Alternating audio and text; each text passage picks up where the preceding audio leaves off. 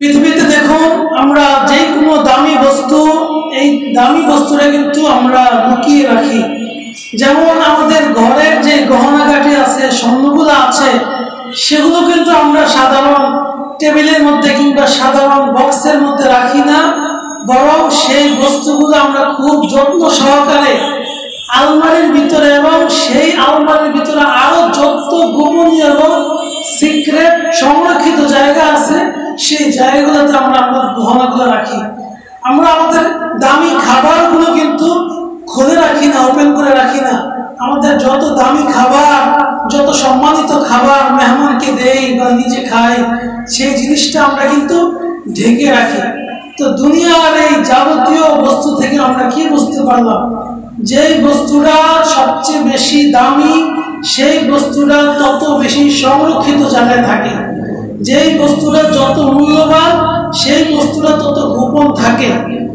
যদি এমনটা না হয়, এর বিপরীত হয়, অর্থাৎ ধরেন আপনার স্বর্ণ গয়না দামি জিনিস, সেটা আমি উপযুক্ত জায়গায় সংরক্ষিত জায়গায় রাখতে পারলাম না, আমি সেটাকে রাখলাম সাধারণ টেবিলের উপরে কিংবা বিছানায় বালিশের নিচে, যেমন সাধারণ মোবাইলটা আমরা রাখি বালিশের নিচে, তখন হিতে বিপরীত হবে। অর্থাৎ আমার সেই গহনাটা চুরি হয়ে যাবে, নষ্ট হয়ে যাবে, সর্বোপরি সেটা আমার হাতছাড়া হয়ে যাবে।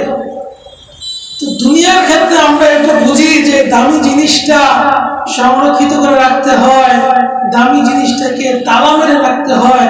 কিন্তু আল্লাহ রাব্বুল আলামিন, আল্লাহর সৃষ্টি মাখলুকাত, সবচেয়ে শ্রেষ্ঠ মানুষ, এই মানুষের মধ্যে আবার সবচেয়ে শ্রেষ্ঠ হলো নারী, মা জাতি, বোন জাতি।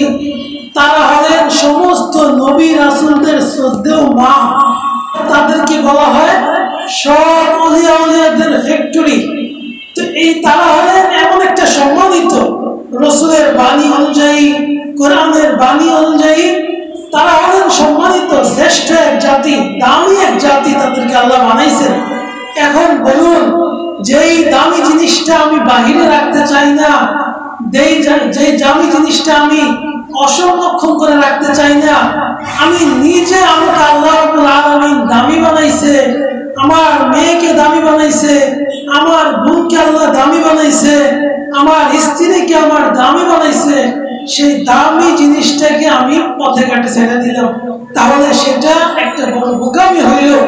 দুনিয়ার ক্ষেত্রে আমরা বুঝলাম, কিন্তু আখিরাতের ক্ষেত্রে আমরা বুঝলাম না। আল্লাহ রাব্বুল আলামিন আমাদেরকে যে সবচেয়ে শ্রেষ্ঠ এক দামি বানাইছেন। قال رسول الله صلى الله عليه وسلم الدنيا متاع وخير متاع الدنيا المرأة الصالحة। রাসূল সাল্লাল্লাহু আলাইহি ওয়াসাল্লাম বলেন, এই দুনিয়ার সব কিছু হলো আসবাবপত্র, অর্থাৎ ভোগের বস্তু। এগুলো মানুষ প্রয়োজনে আল্লাহ রাব্বুল আলামিন দিয়েছেন, কিন্তু শোনো, খায়রু মাতাঈদ দুনিয়া আল মারআতুস সালিহা, এই সমস্ত দুনিয়ার আসবাবের মধ্যে সবচেয়ে শ্রেষ্ঠ আসবাব হলো একজন নেককার নারী। সুবহানাল্লাহ। দুনিয়ার সমস্ত আসবাবের মধ্যে সবচেয়ে শ্রেষ্ঠ কাকে বানাইলেন আল্লাহ? একজন মা জাতিকে, একজন বোন জাতিকে বানাইলেন, একজন নেককার নারীকে বানাইলেন সবচেয়ে শ্রেষ্ঠ। আবার শুনুন, যে বস্তুটা পৃথিবীতে সবচেয়ে ভালো, সবচেয়ে দামি, সেই বস্তুটা নষ্ট হয়ে গেলে কিন্তু সবচেয়ে বেশি কুৎসিত এবং সবচেয়ে বেশি খারাপ হয়ে যায়। উদাহরণস্বরূপ আমি বলে থাকি, ভাতের চেয়ে বিরিয়ানি কিংবা কাচ্চি খুব দামি এবং সুস্বাদু খাবার, ঠিক না? সেই ভাত যদি কোনো কারণে নষ্ট হয়ে যায়, সেই ভাতটা কিন্তু কাজে লাগানো যায়।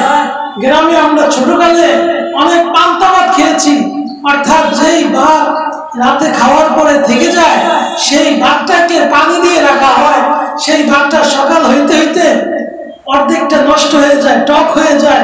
সেই ভাতটা এলাকার কৃষক শ্রমিকরা খেয়ে তারা মাঠে ময়দানে কাজে যান, তো সেই ভাতটা খাওয়া যায়। কিন্তু শহরের মধ্যে যে আপনারা কাচ্চি পাক করেন, বিরিয়ানি পাক করেন, সেই বিরিয়ানি যদি কোনো কারণে একটু নষ্ট হয়ে যায়, সেটা কিন্তু বিড়ালকেও দেওয়া যায় না, হাঁস মুরগিকেও দেওয়া যায় না, কুকুরকেও আমরা দেই না, কারণ সে জিনিসটা ছিল সবচেয়ে দামি, সবচেয়ে সুস্বাদু, কিন্তু সেই জিনিসটা যখন নষ্ট হয়ে গেছে, সেই জিনিসটা হয়ে গেছে সবচেয়ে পচা, সবচেয়ে দুর্গন্ধ। তদ্রূপ আল্লাহ রাব্বুল আলামিন নারীদেরকে যেমন সবচেয়ে শ্রেষ্ঠ মানুষ হিসাবে সৃষ্টি করেছেন, সমস্ত নবী রাসূলদের মা, সমস্ত ওলিয়া উলিয়া ইমামদের মা, সমস্ত আলেমদের মা, তদ্রূপ সেই শ্রেষ্ঠ মা বোন যখন তার নিজের শ্রেষ্ঠত্ব না বুঝে, নিজের মর্যাদা না বুঝে, অন্য পথে শয়তানের ধোঁকায় পড়ে, বিভিন্ন মিডিয়ার মাধ্যমে ধোঁকায় পড়ে, বিভিন্ন নাটক ফাটকের মাধ্যমে ধোঁকায় পড়ে, বিভিন্ন সিরিয়াল দেখে ধোঁকায় পড়ে, বিভিন্ন স্লোগান দেখে ধোঁকায় পড়ে, বিভিন্ন নামদারি নারীবাদীদের স্লোগানে ধোঁকায় পড়ে নিজের সম্মান, নিজের ইজ্জতকে বিসর্জন দেয়, তাদের সম্মান আর সম্মান থাকে না, বরং তারা অন্যান্য মানুষের চেয়ে সবচেয়ে বড় নিকৃষ্ট হয়ে যায়। আলোচনার মধ্যে ইনশাআল্লাহ আসবে হাদিসের মাধ্যমে নেককার নারীদের আলামত এবং বদকার জাহান্নামী নারীদের আলামত। আল্লাহ রাব্বুল আলামিন কোরআনের মধ্যে বলেন, وَقَرْنَ فِي بُيُوتِكُنَّ وَلَا تَبَرَّجْنَ تَبَرُّجَ الْجَاهِلِيَّةِ الْأُولَى। হে রাসূল, আপনি আপনার বিবিদেরকে এবং আপনার মাধ্যমে মুসলমান বিবিদেরকে জানিয়ে দিন যে তোমরা, অর্থাৎ তোমাদের নারী জাতির মূল জায়গা, মূল কর্মস্থল হলো ঘর। অকর্ণা ফি বুয়ুতিকুন্না, তোমরা তোমাদের ঘরে অবস্থান করো, প্রয়োজন ছাড়া ঘরের বাহিরে যাবে না। আর আমাদের অবস্থা এখন কি হয়েছে? স্বামীদেরকে আমরা বিভিন্ন কাজে ব্যস্ত করে ঘরের বাহিরে আমরা নিজেরা অপ্রয়োজনে অপ্রাসঙ্গিক ভাবে বাহিরে ঘোরাফেরা করতেছি, বাহিরে যাচ্ছি। প্রয়োজনে গেলে তো সেটা সমস্যা নাই, কিন্তু অপ্রয়োজনে বাহিরে যাওয়াটা কোনো মুমিন মুসলমান একজন নেককার নারীর কাজ নয়। সেজন্য রব্বুল আলামিন বলতেছেন, অকর্ণা ফি বুয়ুতিকুন্না, তোমরা কোথায় থাকো? ঘরে থাকো। ওয়ালা তাবাররাজনা তাবাররুজাল জাহিলিয়াতিল উলা, তোমরা পূর্ববর্তী জাহিলি যুগের নারীদের মতো নিজেদেরকে কি করো না, প্রদর্শন করিও না। যদি জাহিলি যুগের নারীদের মতো নিজেকে প্রদর্শন করো, তাহলে তোমার অবস্থা সেই জাহিলি যুগের নারীদের মতো হয়ে যাবে। আমরা কি চাই আমরা অপ্রয়োজনে বাহিরে গিয়ে সেই জাহিলি যুগের নারীদের মতো, যাদের ছিল না কোনো ইজ্জত সম্মান, যাদের ছিল না কোনো মর্যাদা, তাদের মতো হয়ে যেতে? নাকি আমরা আল্লাহ রাব্বুল আলামিনের বিধান মেনে প্রয়োজন ছাড়া ঘরের বাহিরে না গিয়ে রাসূল সাল্লাল্লাহু আলাইহি ওয়াসাল্লামের বিবিদের মতো সম্মানিত হতে চাই? যদি সম্মানিত হতে চাই, তাহলে আমাদের কাজ হলো আল্লাহ রাব্বুল আলামিনের ঘোষণা অনুযায়ী বলতেছেন, অকর্ণা ফি বুয়ুতিকুন্না ওয়ালা তাবাররাজনা তাবাররুজাল জাহিলিয়াতিল উলা। হে নারী সমাজ, তোমাদের জায়গা হইল, মূল কেন্দ্র হইল তোমাদের ঘর, তোমাদের কর্মস্থল। আর পুরুষদের কর্মস্থল হলো বাহির। ঘরের কর্ম এটা ছোট চোখে দেখার মতো নয়, বরং বাহিরের কাজের চেয়ে ঘরের কাজের মর্যাদা অনেক বেশি। কারণ বাহিরে পুরুষরা যায় সামান্য একটু টাকা পয়সা ইনকামের জন্য, সামান্য একটু কাজের জন্য, কিন্তু ঘরের যে অফিস, ঘরের যে কর্মক্ষেত্র, সেটার মর্যাদা সবচেয়ে বেশি। সেটা কিভাবে? এই ঘরের মধ্যে সন্তান লালিত পালিত হয়, আর সন্তান যদি আমার নেককার না হয়, ভদ্র না হয়, তাহলে সে সমাজের জন্য কলঙ্কিত হবে, রাষ্ট্রের জন্য কলঙ্কিত হবে, এবং দুনিয়াতেও সে পথভ্রষ্ট হবে, আখিরাতেও সে কি হবে? পথভ্রষ্ট হবে। সেজন্য ঘরের কর্মক্ষেত্র, ঘরের অফিস, বেশি গুরুত্বপূর্ণ একটা অফিস। সেজন্য এই ঘরের অফিসটাকে ছোট মনে করা, ঘরের অফিসটাকে হ্যাঁ প্রতিবন্ধ মনে করা, এটার কোনো সুযোগ নাই। পৃথিবীতে এই যাবতীয় সংসার দুইটা চাকার মধ্যে ভর করে চলবে। একটা হলো ঘরের এই সংসারের চাকা, আরেকটা হলো বাহিরের সংসারের চাকা। এখন গাড়িতে রিক্সায় যখন আমরা চাকা দেখি, তখন দুইটা চাকা যে সমান তালে চলে, সেটা কি একসাথে মিশে পাশাপাশি চলে, নাকি দুইটা নির্দিষ্ট দূরত্বের মধ্যে থেকে চলে? বিবেকমান মানুষ হলে এই উদাহরণ থেকে বুঝতে পারবেন যে এই দুইটা চাকা নির্দিষ্ট দূরত্বের মধ্যে থেকে চলে। যখনই এই দুইটা চাকা একত্র হয়ে যাবে, তখনই বিপদ ঘটবে, সেই গাড়ি আর কি হবে না, চলবে না। তদ্রূপ সংসার, এই জগৎ সংসারটা যখন দুনিয়ার শৃঙ্খলার মধ্যে থাকতে চাইবো, রাখতে চাইবো, তখন আমার এই ঘরের এই সংসারের চাকাটা আর বাহিরের যে সংসারের চাকাটা, এই দুইটা চাকাকে নির্দিষ্ট জায়গার মধ্যে, নির্দিষ্ট ক্যাটালগের মধ্যে নির্দিষ্ট দূরত্ব পরিমাণ থাকতে হবে। যদি কোনো কারণে পুরুষের কর্মক্ষেত্র নারী দখল করে আবার পুরুষও থাকে, কিংবা নারীর যে কর্মক্ষেত্র গড়, সেখানে পুরুষও চলে আসে, গড়ও চলে আসে, সেটা কি হবে না, সুন্দর পরিচালিত হবে না। সেজন্যই তো বর্তমানে প্রত্যেকটা কর্মস্থলে, প্রত্যেকটা শিক্ষাঙ্গনে, প্রত্যেকটা জায়গায় জায়গায় নারীরা অপমানিত, লাঞ্ছিত, ইফটিজিং এর শিকার হচ্ছে, বিভিন্ন দুর্ঘটনা ঘটতেছে। আর একমাত্র কারণ হলো ওই যে গাড়ি যে চলে, দুইটা চাকা নির্দিষ্ট দূরত্বের মধ্যে সীমানা মেপে চলে, সেই সীমানার মধ্যে আমরা নিজেরা আর নাই।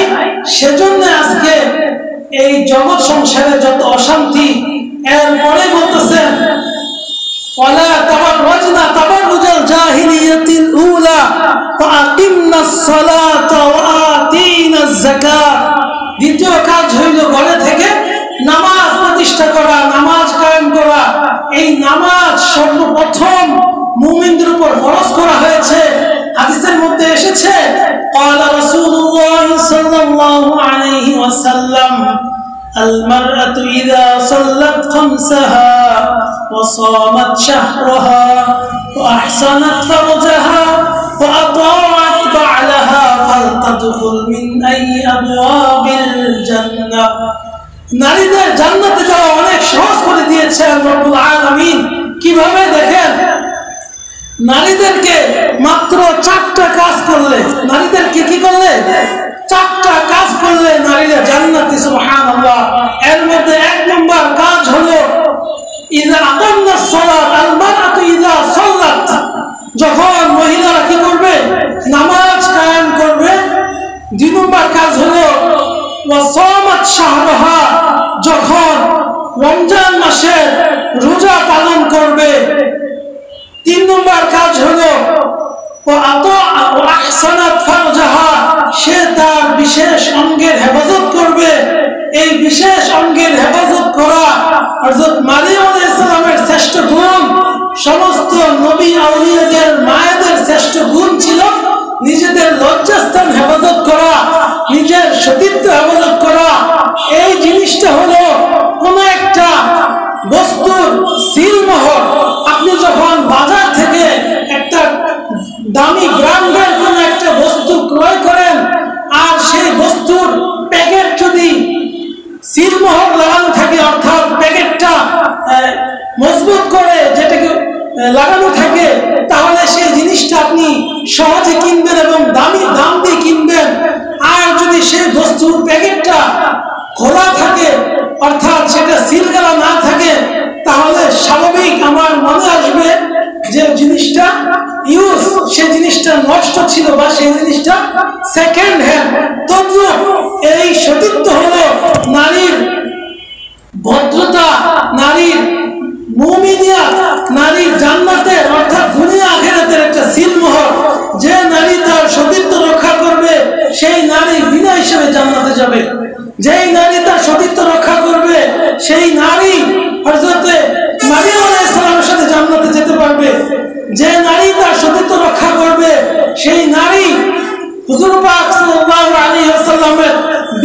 মর্যাদা লাভ করতে পারবে। চতুর্থ কাজ হলো যে নারী তার স্বামীর অনুগত্য করবে সেই নারী জান্নাতি। তাহলে নারীদের কাজ হাদিস অনুযায়ী আমরা কয়টা পাইলাম? 4টা। সাল্লাত খামসাহা, 5 ওয়াক্ত নামাজ পড়বে, ও আসামাত শাহরাহা, রমজান মাসে রোজা রাখবে, ও আহসানাত ফারজাহা, সে তার বিশেষ অঙ্গের, সে তার সম্ভ্রমের ইজ্জতের হেফাজত করবে, এবং সে তার স্বামীর অনুগত্য করবে। এই 4টা কাজ করতে পারলে একজন নারী জান্নাতি নারী হয়ে যাবে। তো কোরআনের মধ্যে বলা হয়েছে এই যে প্রথম দায়িত্ব নারীদের নামাজ প্রতিষ্ঠা করা। আপনি নিজে যদি নামাজ প্রতিষ্ঠা করেন তাহলে আপনার সন্তান নামাজ প্রতিষ্ঠা করবে, আপনার মেয়ে আপনার ছেলে নামাজি হবে, নেককার হবে। মা সন্তানের সবার আগে হলো শিক্ষা, অর্থাৎ মা হলো সন্তানের সবচেয়ে বড় নায়িকা, সবচেয়ে বড় আইডল। অনেক বিজ্ঞানীরা, অনেক মনীষীরা বলে থাকেন আমাকে একজন আদর্শ মা দেও, আমি একটা আদর্শ জাতি দেব। না, মনীষীরা বলে থাকেন আমাকে একটা শিক্ষিত মা দাও, আমি একটা শিক্ষিত জাতি দেব। বাণীটা হওয়ার কথা ছিল আমাকে একটা আদর্শ মা দাও, আমাকে একটা নেককার আদর্শ মা দাও, আমি পুরা জাতি, আমি পুরা দেশ আদর্শ উপহার দিব। একজন আদর্শ মা সে যদি শিক্ষিত নাও হয় তাহলেও সে একজন সমাজের মধ্যে বড় একটা প্রভাব ফেলতে পারবে, অর্থাৎ তার সন্তানদেরকে আদর্শ বানাতে পারবে। আর সন্তান, প্রত্যেক ঘরে সন্তান যখন আদর্শবান হয়ে যাবে, নেককার হয়ে যাবে, তখন পুরা সমাজের সমস্ত সেক্টর আদর্শময় হয়ে যাবে, সমস্ত সেক্টর দুর্নীতিমুক্ত হয়ে যাবে, সমস্ত সেক্টর যাবতীয় অনাচার পাপাচার থেকে মুক্ত হয়ে যাবে। কোরআনের আয়াতের মধ্যে তারপরে দ্বিতীয় দায়িত্ব বলছে তোমরা তোমাদের যাকাত দাও। যাকাত দেওয়ার ক্ষেত্রে পুরুষরা তো অধিকাংশ ক্ষেত্রে আগে থাকে, নারী মা বোনরা অনেকে যাকাত দেওয়ার ক্ষেত্রে অনেকে আলহামদুলিল্লাহ দেন, কিন্তু অনেকে এক্ষেত্রে পিছিয়ে থাকেন, মনে করেন স্বামী যাকাত দিলেই বুঝি হয়ে যাবে। না না, আপনার গয়নাগাটি, আপনার নামের যে অ্যাকাউন্ট ব্যালেন্স আছে ব্যাংকের মধ্যে, অথবা আপনার স্বামীর থেকে যে মোহর পেয়েছেন, বাপের বাড়ি থেকে যে সম্পদ পেয়েছেন, সেটার যাকাতের দায়িত্ব আপনার দেওয়া। তারপরের কাজ বলতেছেন এবং আল্লাহ এবং তার রাসূলের অনুগত্য করে। ইন্নামা ইউরিদুল্লাহু লিইউযহিবা আনকুমুর রিজসা আহলাল বাইত। এই যে হুকুমগুলো দিল, এই হুকুমগুলো কি আপনাদের বিরুদ্ধে, আপনাদের বিপক্ষে, নাকি আপনাদের জন্য কল্যাণকর? সেটাই বলে দিয়েছেন আল্লাহ রাব্বুল আলামিন যে এই হুকুমগুলোর মাধ্যমে যদি তোমরা এগুলো পালন করো, এগুলোর মাধ্যমে আল্লাহ লিইউযহিবা আনকুমুর রিজসা আহলাল বাইত, হে আহলে বাইত অর্থাৎ নবী পরিবার, এর মাধ্যমে তোমাদের থেকে অপবিত্রতা, অলসতা আল্লাহ দূর করতে চান। এখানে আরেকটা মাসআলা আমরা জানতে পারলাম, আহলে বাইত অর্থাৎ রাসূলের স্ত্রীরাও কি আহলে বাইতের অন্তর্ভুক্ত? শুধু 5 জন আহলে বাইতের অন্তর্ভুক্ত এমন নয়, বরং রাসূলের স্ত্রী এবং রাসূলের সমস্ত সন্তানরা এবং আরো যারা 5 জন আছে তারা সকলেই কি আহলে বাইতের অন্তর্ভুক্ত। অনেককে হয়তো বলতে শুনবেন আহলে বাইত নাকি শুধু হাসান, হুসাইন, আলী, ফাতিমা রাদিয়াল্লাহু তাআলা আনহুম। এই কথাটা ভুল, বরং আহলে বাইত রাসূলের সমস্ত বিবিরাও আহলে বাইতের অন্তর্ভুক্ত ছিল। এটা কোরআনের মধ্যে আল্লাহ রাব্বুল আলামিন নিজে বলে দিয়েছেন। তারপরে বলতেছেন ওয়ায়ুতাহহিরাকুম তাতহীরা, এবং এর মাধ্যমে তোমাদেরকে পবিত্র করতে চান। ইয়া নিসাআন নবী লাস্তুন্না কাআহাদিন মিনান নিসা, হে নবী পরিবার তোমরা অন্যান্য অন্যান্য নারীদের মতো নও। ইনিত্তাকাইতুন্না, তোমরা যদি আল্লাহ রাব্বুল আলামিনকে ভয় করে থাকো, তাকওয়া অবলম্বন করে থাকো, তাহলে তোমাদের কাজ একটা বিশেষ একটা কাজ, সেটা কি ফালা তাখদা'না বিল কওল, তোমরা কথা যখন বলবে পরপুরুষের সাথে, পর্দার আড়ালে হোক, মোবাইলে হোক, তখন খুব কোমল ভাষায়, খুব আকর্ষণীয় ভাষায় কথা বলবে না। দেখেন 1400-1500 বছর পূর্বে রাসূলের বিবিদের মাধ্যমে মুমিন নারীদেরকে কত গুরুত্বপূর্ণ একটা হুকুম বিধান জানিয়ে দিলেন যে তোমরা যখন পরপুরুষের সামনে পর্দার আড়াল থেকে কিংবা মোবাইলে কথা বলবে, তাহলে এমন মায়াবী কণ্ঠে, এমন কোমল কণ্ঠে কথা বলবে না। কি হবে তাহলে বললেন? পুরুষদের মধ্যে যাদের অন্তরে রোগ রয়েছে তারা তোমাদের প্রতি প্রলুব্ধ হবে, আকর্ষিত হবে। তবে সঠিক কথা বলবে, অর্থাৎ মিথ্যা তো বলবে না, কথাটা সঠিক বলবে, কিন্তু বলার যে ধরন, বলার যে ভঙ্গি, সেটা যেন এমন না হয়ে যায় যে ওই পুরুষ আমার প্রতি প্রলুব্ধ হয়, আকর্ষিত হয়। বিশেষ করে পরপুরুষ যখন স্বামীর মোবাইলে ফোন দেয়, প্রয়োজনে আমাদের রিসিভ করতে হয়, তখন যেন আমাদের কথাটা, আমাদের সালামটা এমন আকর্ষণীয় কোমল ভাষায় না হয়, যার কারণে ওই প্রান্ত থেকে পুরুষটা আমার বিষয়ে মনে মনে একটা প্রলুব্ধ ভাব, আকর্ষণীয় ভাব চলে না আসে। বিশেষ করে এখন রাস্তাঘাটে দেখা যায় মানুষ যখন ডাক দেয় তখন খুব কোমল সুরে, খুব ভঙ্গিমার সুরে। এই ভঙ্গিমার সুর পরপুরুষের সাথে কি করা যাবে না, ব্যবহার করা যাবে না। এই ভঙ্গিমার সুর একমাত্র আপনার স্বামীর জন্য, একমাত্র আপনার মাহরাম পুরুষদের জন্য। আর এই ভঙ্গিমার সুর ছাড়া অন্য যে সুর আছে সেটা মন্দ নয়, বরং ভঙ্গিমা ছাড়া যে সাধারণ স্বাভাবিক আছে, সেই স্বাভাবিক সুরে কথা বলার জন্য কে বলতেছেন? স্বয়ং আল্লাহ রাব্বুল আলামিন আমাদেরকে বলতেছেন ওয়াকুলনা কাওলান মা'রুফা। তবে কথা যেন সত্য হয়, কথা যেন মিথ্যা না হয়। তারপরে মুমিন পুরুষ এবং মুমিন নারীদের সিফত বলতেছেন সূরা আহজাবের 35 নম্বর আয়াতের মধ্যে, ইন্নাল মুসলিমিনা ওয়াল মুসলিমাত ওয়াল মুমিনিনা ওয়াল মুমিনাত ওয়াল কানিতিনা ওয়াল কানিতাত ওয়াস সাদিকিনা ওয়াস সাদিকাত। এই সবগুলো হলো জান্নাতি এবং নেককার নারীদের আলামত বলা হচ্ছে কোরআনের মধ্যে। নিশ্চয়ই মুসলমান নারী এবং পুরুষ, এবং মুমিন নারী এবং পুরুষ, মুসলমান এবং মুমিনের মধ্যে কিছু পার্থক্য রয়েছে। মুসলমান হলো যে নাকি মুখ দ্বারা স্বীকার করলো, অর্থাৎ আমি আল্লাহ এবং তার রাসূলের উপরে ঈমান এনেছি, এই বস্তুটা যে ইকরার বিল লিসান, অর্থাৎ মুখ দ্বারা স্বীকৃতি দিল, মেনে নিল, সেটা মুসলমান। আর মুমিন হলো যে নাকি আল্লাহ তাআলার বিধান, রাসূলের বিধানগুলো অন্তরে মেনে নিয়ে কাজে পরিণত করে, তারা হলো কি মুমিন। এজন্য ভিন্ন করে বলা হয়েছে নিশ্চয়ই মুমিন পুরুষ নারী, নিশ্চয়ই মুমিন নারী পুরুষ।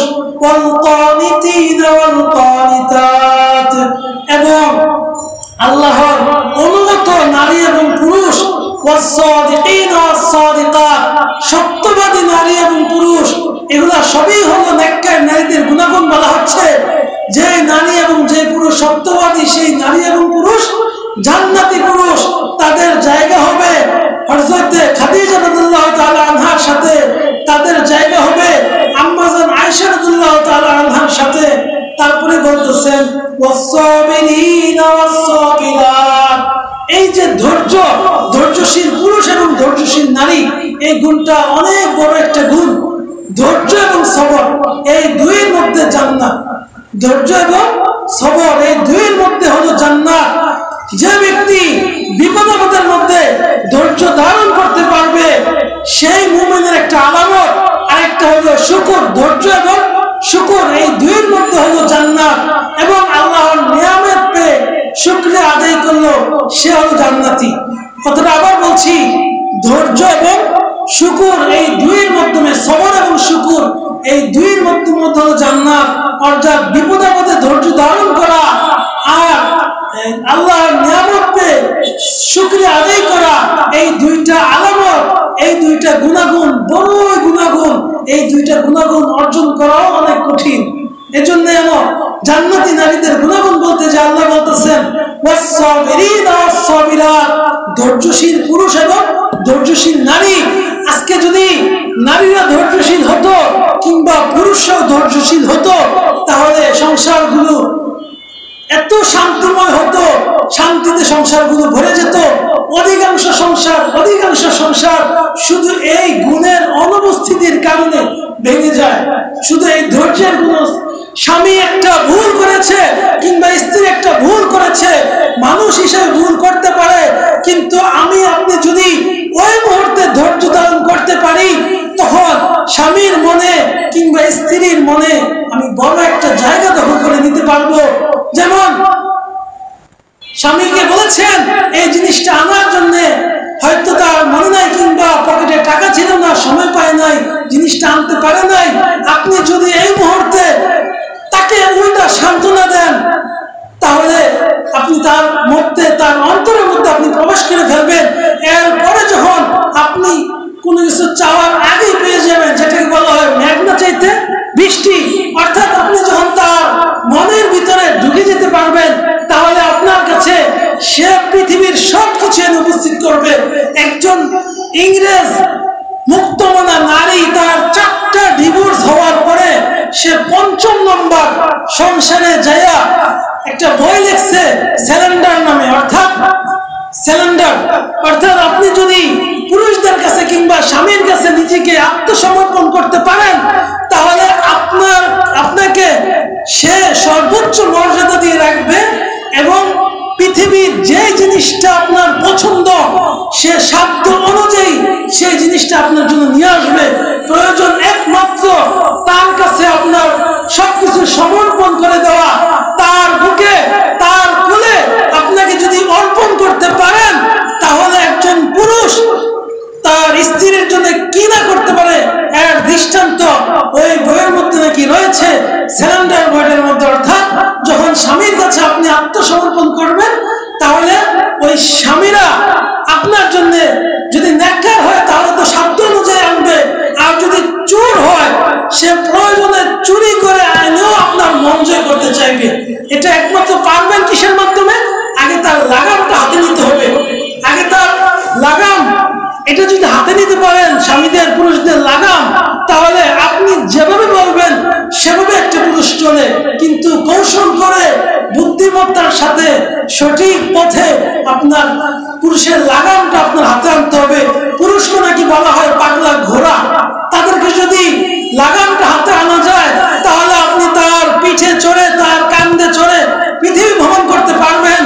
আর যদি সেই পাগলা ঘোড়ার লাগামটা আপনি নিজের অহংকার বশত, নিজের চলাফেরার কারণে, নিজের কথাবার্তার কারণে, নিজের রাগের কারণে, ধৈর্যের অভাবে সেই লাগামটা না ধরতে পারেন, তাহলে আপনাকে সে পিছনের পাও দিয়ে, ঘোড়া যেমন পিছনের পাও দিয়ে লাথি মেরে মানুষকে ফেলে দেয়, তদ্রূপ আপনি হয়তো তার সংসারে থাকবেন, ঘরে থাকবেন, কিন্তু এক প্রকার সে আপনাকে পিছনে রাখবে, ঘরে আসবে না। ঘরে আসবে রাত 12টা-1টার পরে, সকালে চলে যাবে বন্ধুদের মহলে আড্ডা দিতে, ঘরে তাকে পাবেন না আপনি। আর যদি আপনি তার বুদ্ধিমত্তার সাথে ধৈর্যের মাধ্যমে, শুকরিয়া জ্ঞাপনের মাধ্যমে তার লাগামটা হাতে নিতে পারেন, তাহলে তার পিঠে চড়ে আপনি কি করতে পারবেন? পুরো পৃথিবীময় ভ্রমণ করতে পারবেন। এজন্য বলা হয়েছে ধৈর্যশীল নারী এবং পুরুষ জান্নাতি। তারপরে বলতেছে বিনয়ী নারী এবং পুরুষ, এবং সদকাকারী নারী এবং পুরুষ, এবং রোজাদার নারী এবং পুরুষ, এবং যারা তার বিশেষ অঙ্গের হেফাজত করে, এবং পুরুষ এবং নারী তাদের লজ্জাস্থানের হেফাজত করে, এবং এমন নারী এবং পুরুষ, এবং বেশি বেশি আল্লাহ, এবং বেশি বেশি আল্লাহ তাআলার যিকিরকারী পুরুষ এবং যিকিরকারী নারী।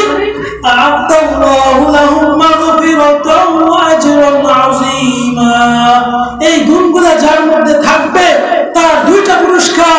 1 নম্বর পুরস্কার হলো আল্লাহ রাব্বুল আলামিন তাকে ক্ষমা করে দিবেন, ওয়া আজরুন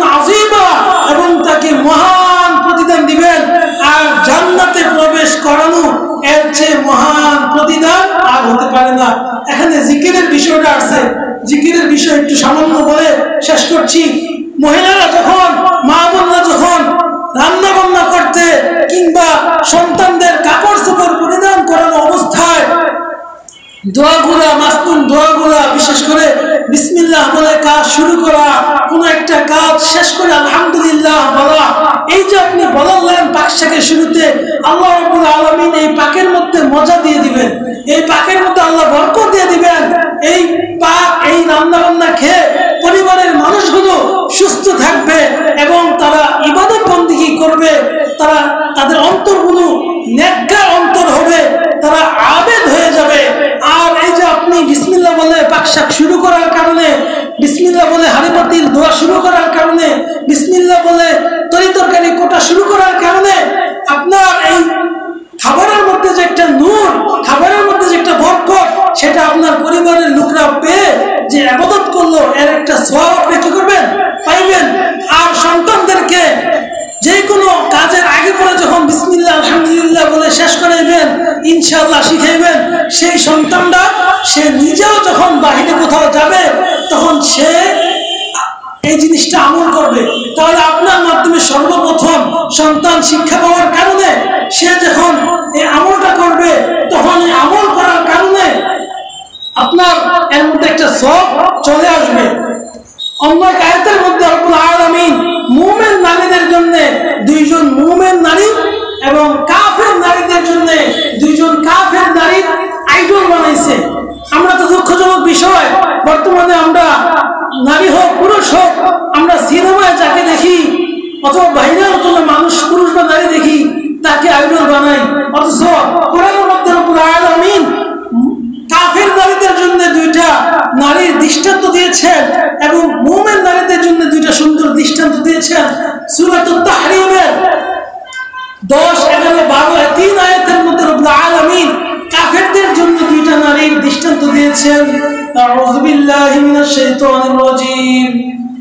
ضرب الله مثلا للذين كفروا امرأة نوح وامرأة لوط كانتا تحت عبدين من عبادنا صالحين فخانتاهما فلم يغنيا عنهما من الله شيئا وقيل ادخلا النار مع الداخلين। আল্লাহ রাব্বুল আলামিন কাফের নারীদের জন্য হযরত নূহ আলাইহিস সালাম একজন আল্লাহর বিশেষ নবী ছিলেন, সেই নবীর স্ত্রীকে দৃষ্টান্ত বানাইছেন, আইডল বানাইছেন। দেখুন, নবীর স্ত্রীকে কাফেরের জন্য দৃষ্টান্ত বানাইছেন। অর্থাৎ আপনার নিজের আমল আপনাকে জান্নাতে নিবে, আপনার নিজের আমল জাহান্নামে নিবে। আপনি কোন বড় বুজুর্গের স্ত্রী কিংবা কোন নবীর মা কিংবা নবীর বউ, নবীর মেয়ে, সেটা কি হবে না? সেদিন গ্রহণযোগ্য হবে না। প্রত্যেকে প্রত্যেকের বোঝা বহন করবে, প্রত্যেকে প্রত্যেকের হিসাবের আমলনামা খুলবে। সেজন্য নূহ আলাইহিস সালামের স্ত্রী, সে তার নবুয়ত মেনে নেয় নাই, এক আল্লাহর প্রতি ঈমান আনে নাই, তার স্বামীর আনুগত্য করে নাই, সেজন্য সেই নারী হয়ে গেছে কাফেরদের অন্তর্ভুক্ত। সেই নারীর জন্য কাফের নারীদেরকে বানাইছে আইডল, দৃষ্টান্ত। আরেকজন নবী লূত আলাইহিস সালামের, সেই নবীর স্ত্রীও যখন ওই নবীর দ্বীন ঈমানকে মেনে নেয় নাই, সেই নবীর উপর ঈমান আনে নাই, সেই স্ত্রীও হয়ে গেছেন কাফেরদের অন্তর্ভুক্ত এবং সেই নারীও জাহান্নামী।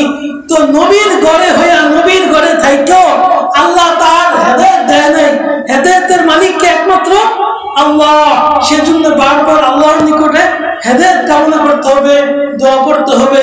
আল্লাহুম্মা হদিনা ফীমান হাদাইত, হে আল্লাহ আমাকে হেদায়েত প্রাপ্ত অন্তর্ভুক্ত করুন।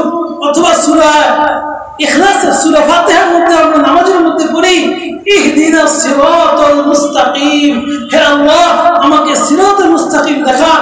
অর্থাৎ আমি নবীর ঘরে হইলেও, আলেমের ঘরে হইলেও আমার হেদায়েত একমাত্র আল্লাহর কাছে।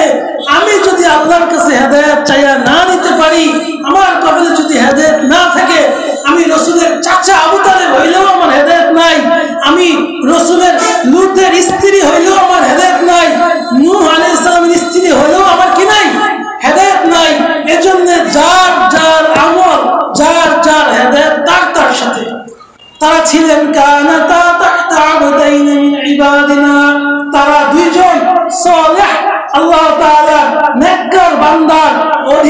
ছিলেন, বিবি ছিলেন, কিন্তু ফাখানাতাহুমা, তাদের দুর্ভাগা, তারা সেই দুই রাসূলের সাথে বেয়াদবি করেছে, বিশ্বাসঘাতকতা করেছে, তার আনিত বাণী আল্লাহর বিধান তারা মানে নাই। সেজন্য কি করছেন? ফালাম ইউগনিয়া আনহুমা মিনাল্লাহি শাইআ, এই দুইজন নবী হয়েও আল্লাহ তাআলার আযাব থেকে তাদেরকে রক্ষা করতে পারে নাই। ওয়াকিলা দুখুলান নার মা'আদ দাখিলিন, তাদেরকে বলা হলো তোমরা কি হয়ে যাও? জাহান্নামে চলে যাও। আর দুইজন নারীর দৃষ্টান্ত দিতেছেন যারা মুমিনদের আদর্শ, মুমিনদের আইডল। وضرب الله مثلا للذين آمنوا امرأة فرعون, ফিরাউনের স্ত্রী হলো মুমিনদের আইডল। সুবহানাল্লাহ। একজন কাট্টা কাফের, আল্লাহ তাআলার সাথে শিরিক, আল্লাহ তাআলার সাথে বেয়াদবকারী কাফেরের স্ত্রী, সে হইছে মুমিনদের আইডল। সুবহানাল্লাহ। সেজন্য বলা যায় না কার ঘরে কি হয়, কি হয়, কার ঘরে আল্লাহ রাব্বুল আলামিন কি দিয়ে দেন বলা যায় না। ফেরাউনের স্ত্রী হযরতে আসিয়া, সে হয়ে গেছে মুমিনদের আইডল, মুমিন নারীদের দৃষ্টান্ত। সে কি বলছিল? ইয ক্বালাত রাব্বি ইবনি লি ইনদাকা বাইতান ফিল জান্নাহ, হে আল্লাহ আমাকে আপনার পাশে জান্নাতে একটা ঘর নির্মাণ করে দেন। সেজন্যই তো এর আয়াতের অনুরূপ একটা গজল কিন্তু আছে, মালিক তুমি জান্নাতে তোমার পাশে একটা ঘর বানিয়ে দিও, এই ধরনের একটা আয়াতের থেকে নেওয়া হয়েছে। অর্থাৎ হযরত আসিয়া আলাইহিস সালাম সর্বপ্রথম আল্লাহর নিকটে দোয়া করেছিলেন, হে রব্বুল আলামিন রব্বিবনি লি ইনদাকা বাইতান ফিল জান্নাতি, জান্নাতে আপনার পাশে একটা ঘর নির্মাণ করে দিন। ওয়ানাজ্জিনি মিন ফিরআউন ওয়া মালিক, এবং ফিরআউন এবং তার দুষ্কৃতী কর্মকাণ্ড থেকে আমাকে বাঁচান। ওয়ানাজ্জিনি মিনাল কওমিজ জালিমিন, এবং জালেম সম্প্রদায় থেকে বাঁচান। ফেরাউনের ঘরে থেকে ফেরাউনের স্ত্রী আসিয়া হযরত মূসা আলাইহিস সালামের উপর ঈমান এনেছে। ফেরাউনের বিশেষ মন্ত্রী, তার মন্ত্রীর স্ত্রী হযরত মূসা আলাইহিস সালামের উপর ঈমান এনে তারা হয়ে গেছেন জান্নাতি। তাদেরকে ফেরাউন ঈমান প্রকাশ পাওয়ার পরে জীবন্ত ভাজা গরম উত্তপ্ত তেলের মধ্যে ছেড়ে তাদেরকে শহীদ করে দিয়েছেন। তবুও তারা ঈমান থেকে পিছপা হন নাই, তারা ঈমান থেকে একটু পিছপা হন নাই। সেজন্য মুমিনদের কিয়ামত পর্যন্ত সমস্ত মুমিনদের আদর্শ আইডল দৃষ্টান্ত বানিয়ে দিলেন কাকে? ফেরাউনের স্ত্রী আসিয়াকে। দুই নম্বর হলো ও মারিয়াম ইবনাত ইমরান আল্লাতী আহসানাত ফারজাহা ফানাফাখনা ফীহি মিন রূহিনা ওয়া সাদ্দাকাত বিকালিমাতি রাব্বিহা ওয়া কুতুবিহি ওয়া কানাত মিনাল কানিতিন। দুই নম্বর নারীদের আইডল হলো হযরত মারিয়াম বিনতে ইমরান আলাইহিস সালাম। বড় আশ্চর্য একজন মহিলা ছিলেন। তার বরকতময় ঘটনা আপনারা হয়তো শুনতে জানেন। তার গর্ভে বড় একজন নবী হযরত ঈসা আলাইহিস সালাম পিতা ছাড়া জন্ম দিয়েছেন। পিতা ছাড়া আল্লাহ রাব্বুল আলামিন জন্ম দিয়েছেন। আল্লাহ রাব্বুল আলামিনের এক অলৌকিক ঘটনা এই নেককার নারীর মাধ্যমে ঘটাইছেন হযরত মারিয়াম ইবনে ইমরান। যদি আমরা উপরোক্ত এই গুণাবলী মানতে পারি, চলতে পারি, তাহলে আমাদের জান্নাত হবে কার সাথে? এই মারিয়াম আলাইহিস সালামের সাথে। তার কি গুণ ছিল? তার গুণ ছিল আহসানাত ফারজাহা। তার সবচেয়ে প্রধান গুণ ছিল সে তার লজ্জাস্থান, সে তার সতীত্বকে রক্ষা করেছে। সে তার সতীত্ব রক্ষা করে আল্লাহ রাব্বুল আলামিনের দরবারে সবচেয়ে মর্যাদাশীল হয়ে গেছে। এমন মর্যাদাশীল, তার গর্ভে পিতা ছাড়া হযরত ঈসা আলাইহিস সালামের জন্ম দিয়েছেন। সেদিকে যেমন অনেক বড় ঘটনা। তো এই যে একটা গুণ, সেই গুণটা যদি কোনো মা বোন আমরা গ্রহণ করতে পারি, যে আমাদের জীবন যাবে, আমাদের অর্থ যাবে, সবকিছু যাবে, কিন্তু আমাদের ইজ্জত আবরু, আমাদের সম্মান, আমাদের ইজ্জত আবরুকে হেফাজত করব, তাহলে আমাদের জান্নাত হবে কার সাথে? হযরত মারিয়াম আলাইহিস সালামের সাথে। তার ফানাফাখনা ফীহি মিন রূহিনা, বাকিটা তো বলার প্রয়োজন পড়ছে না। এই দুইটা মহিলা, চারজন মহিলা, এই দুইজন মহিলা হলো কাফের মহিলার দৃষ্টান্ত, আর দুইজন হলো মুমিন তো আমি এখন হাদিস থেকে নেককার এবং জান্নাতি নারীদের কিছু লক্ষণ, কিছু আলামত বলবো। সংক্ষিপ্ত সময় হতো শেষ হয়ে যাচ্ছে। আমি শুরুতে হাদিস বলেছিলাম নারীদের 4টা কাজ মাত্র, এই 4টা কাজ যদি করতে পারে তাহলে সেই নারী হয়ে যায় জান্নাতি। ইযা সাল্লাত খামসাহা ওয়া সামাত শাহরাহা ওয়া আহসানাত ফারজাহা ওয়া আতাআত বা'লাহা। 4টা কাজের একটা হলো 5 ওয়াক্ত নামাজ যখন আদায় করবে এবং রমজান মাসে রোজা রাখবে এবং তার ইজ্জত আপনার হেফাজত করবে আর তার স্বামীর আনুগত্য করবে, তাহলে সেই নারী হবে জান্নাতি। আরেক হাদিসের মধ্যে বলা হয়েছে আইয়ুন নাস, দেখেন মা জাতিদের কত সম্মান দিয়েছে রাসূল। এক সাহাবী রাসূলের নিকট এসে বললেন আইয়ুন নাস আহাক্কু মিন্নি বিহুসনি সুহবা, হে আল্লাহর রাসূল, আমার নিকটে সবচাইতে ভালো ব্যবহার পাওয়ার উপযুক্ত কে? আমার পক্ষ থেকে সবচাইতে উত্তম ব্যবহার পাওয়ার, খেদমত পাওয়ার উপযুক্ত কে? রাসূল সাল্লাল্লাহু আলাইহি ওয়াসাল্লাম বললেন উম্মুক, তোমার মা।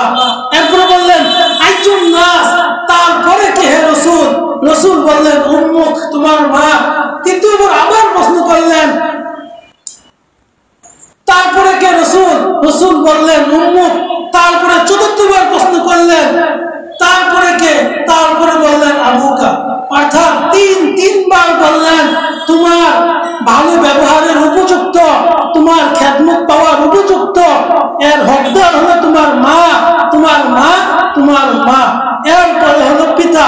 অফি রাওয়ায়াতিন ফাল আকরব ফাল আকরব, অর্থাৎ তার পরবর্তী বংশধররা সবচেয়ে শ্রেষ্ঠ সম্মান এবং সবচেয়ে শ্রেষ্ঠ খেদমত পাওয়ার উপযুক্ত।